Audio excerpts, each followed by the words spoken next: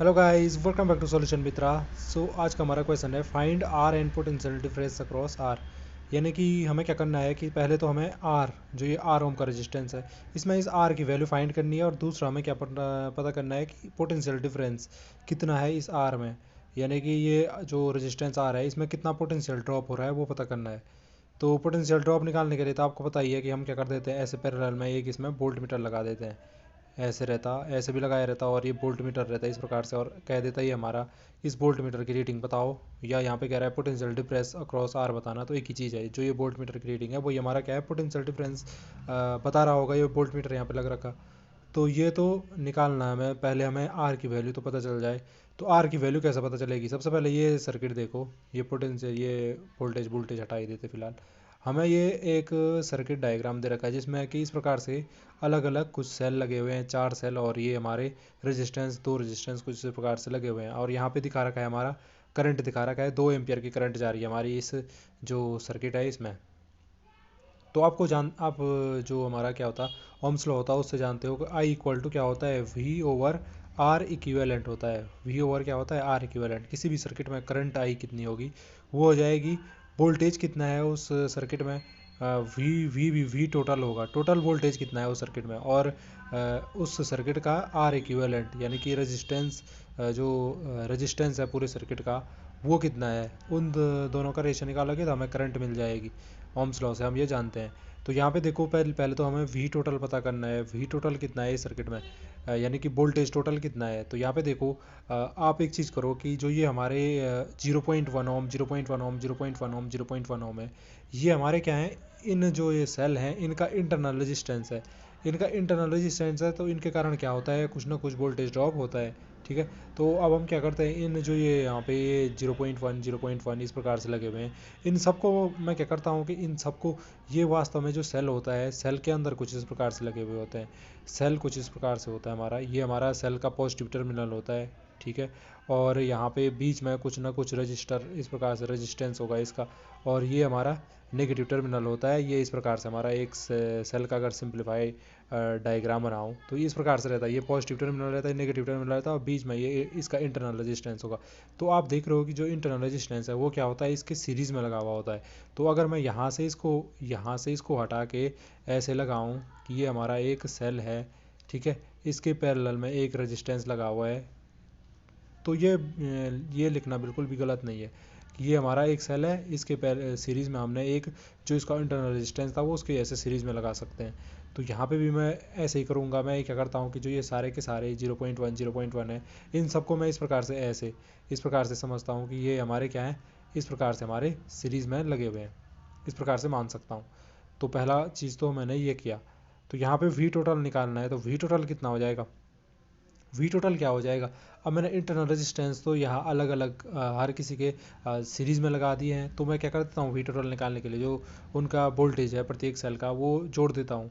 तो कितना हो जाएगा, 2 + 2 + 2 + 2, इस प्रकार से हमारा जो वोल्टेज है सेल का वो जुड़ गया। तो वी टोटल कितना आ गया मुझे, दो 2 + 2 + 2 + 2 कितना हो गया आपका, 8 हो गया। कितना हो गया, 8 हो गया। तो 8 वोल्ट हो गया हमारा पूरा का पूरा। जो सेल हैं उनका टोटल वोल्टेज कितना हो गया, वो हो गया हमारा 8 वोल्ट हो गया, 8 वोल्ट हो गया। अब यहाँ पे आप आर इक्विवेलेंट निकालना है हमने, आर इक्विवेलेंट निकालना है दूसरा, आर इक्विवेलेंट निकालना है। तो आर इक्विवेलेंट क्या हो जाएगा, अब हमने क्या कहा था कि ये हमने इस प्रकार से लगा रखे हैं ना यहाँ पे, ये इसके ऐसे सीरीज़ में लग रखा, ये इसके ऐसे सीरीज़ में लग रखा, ये ऐसे सीरीज़ में लग रखा, ये सारे के सारे हमने जो इंटरनल रेजिस्टेंस थे इनके ऐसे सीरीज़ में लगा रखे हैं।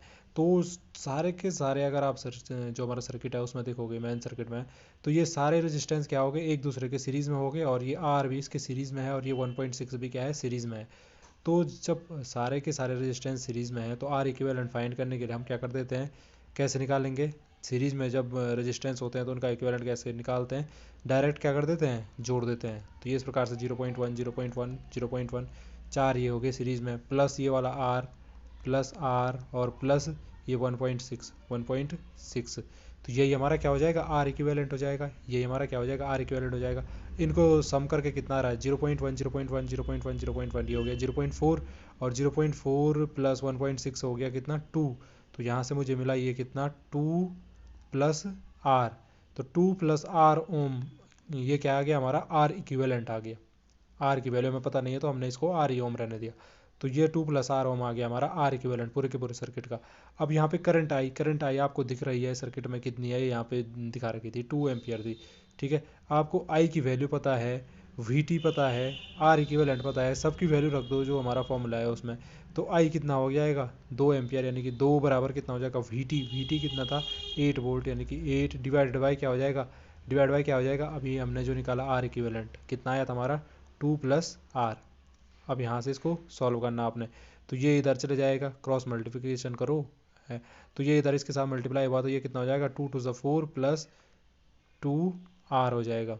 ये इधर जाके मल्टीप्लाई हो गया इसके साथ, और इधर क्या बचा राइट हैंड साइड में बचा 8। तो इसको आपने फर्दर सिंप्लीफाई किया तो ये 2R = कितना हो जाएगा, ये इस तरफ आया तो ये प्लस का 4 माइनस का 4 हो जाएगा, 8 - 4 कितना हो जाएगा, ये 8 - 4 हो जाएगा 4। और ये यहाँ पे R = कितना बचेगा फाइनली R = कितना बचेगा 8 - 4 = हो जाएगा 4, 4 डिवाइडेड बाई ये 2 इधर चला गया तो 4/2 कितना हो गया, 4/2 कितना हो जाएगा 2 हो जाएगा। तो 2 ओम आर की वैल्यू हमें मिल गई 2 ओम। आर की वैल्यू आपको दिख रही है कि कितना मिल गया 2 ओम मिल गया। तो इसकी वैल्यू मुझे मिल गई है 2 ओम मिल गई है। अब दूसरा पॉइंट क्या कह रहा था कि पोटेंशियल डिफरेंस अक्रॉस आर करना था।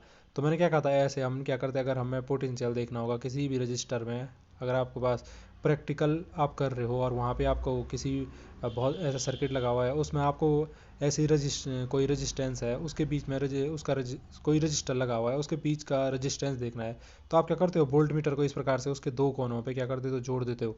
तो आप देख रहे हो ये वोल्ट मीटर क्या है, इसके पैरेलल में जोड़ रहा हूँ मैं, तो वोल्ट मीटर हमेशा पैरेलल में लगता है।